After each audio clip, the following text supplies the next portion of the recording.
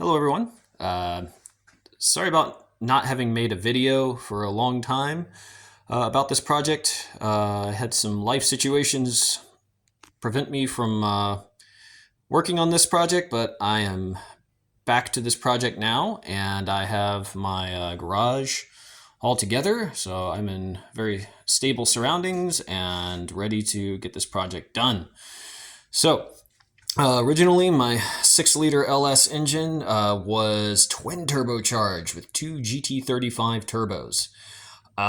They were water-cooled turbos, so there were quite a few lines going to the turbos. It was extremely complex and a very bad idea. So we will not be trying that again. I have gone to a single T4 78 millimeter turbo. I think this is more than enough for what I am trying to do. My power goals and all of that. So you'll see here that I have two exhaust manifolds on here. They are Flowtech exhaust manifolds. They're meant to go up high and kind of over top of the turbo and allow you to fit everything in there. Well, they actually were not high enough on the driver's side. I had to cut all of the runners and rotate all of them up and almost start over from the beginning.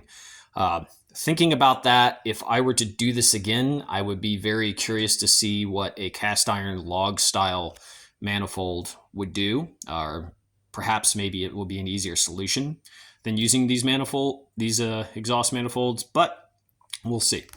So So what happened is I kept trying to connect this turbo via the V-band clamp to the header. Every time I tried to do that in any configuration, it just proved to be the wrong design choice for me. It just made things more complex. I had to put the turbo in strange places. It just was not working. So eventually I just decided to put the turbo where I wanted it. It's away from anything it's going to burn. And I think it's in a much better location. It's more serviceable, more maintainable. That's really what I like, is something that's simple and easy and works. I do not like complexity. What we've got going on here is I have the driver's side manifold. I had to cut it quite a bit shorter. I had to make one new runner down there on the bottom, and then I connected it to the pipe. And I'm running this pipe across the engine bay. I had it mocked up, but I had to take it back apart for a moment. So those are all the pieces for it. And it's going to travel all the way over and then connect into that V-band there. And then I'm going to have to use a sharp 90-degree exhaust elbow, which is going to get me from there to there. And that elbow arrives tomorrow in the mail. I've got one more runner to build right there that's going to get me my 4 runners, and then they're going to go into that. And that will be the last big piece of the puzzle for my system. So by next weekend, I should have all this welded up. You'll also notice that you do not see an ABS module. That is because I relocated the ABS module into the e-box. It is now in here. And definitely, this was definitely the way to go. This was a better design choice by far. That module just simply got in the way too much. So I had to make a few new lines, connect a few new things, run them up over here. I'm trying to keep it nice and tight and clean and keep it in good appearance. So we'll see how that goes. I am using a Holley Terminator EFI Max system, so that the EFI module is not meant to be placed into places with humidity or high temperatures. It basically needs to go in the cab. And since I'm not worried about the temperatures in my e-box anymore, I felt it was a good idea to go ahead and just put the ABS module in here. I do need to redo the connections for this connector, these 2 connectors, and connect them to the module later, but that's not a big challenge. So this is where I'm at on my turbo setup. Everything's good. I am going to relocate the heater core lines, the heater lines from the side there, which is just a bad place. I'm going to have them welded on top of the water pump just to get them out of the way. It's they're really in a bad location there. So that's the under the hood of the car. That's that status. Now, I got two other projects I'm working on for this car. The second one is this differential. I picked up this differential online. Got it from this company. It is 315 gears.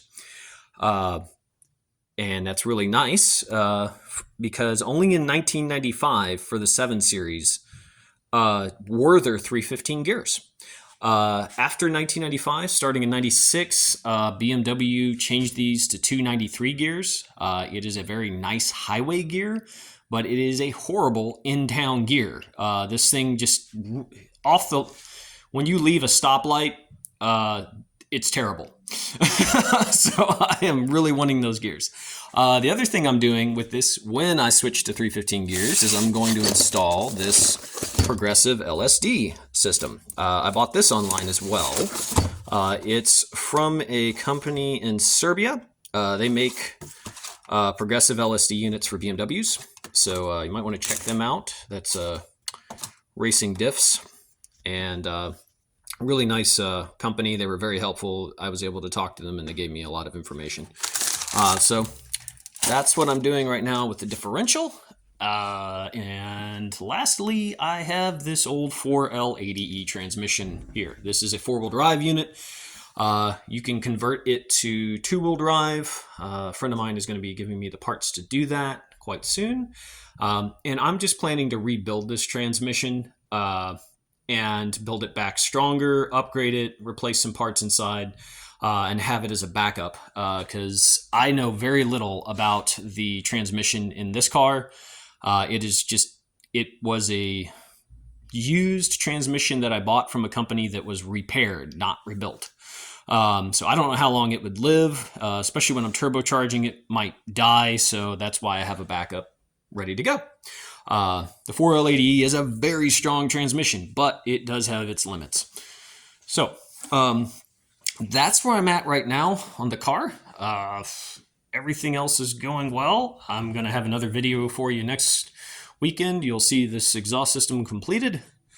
And then I'm going to move on to wiring up the Terminator X. I'll try to do a video on that, explain how I connect everything to the car.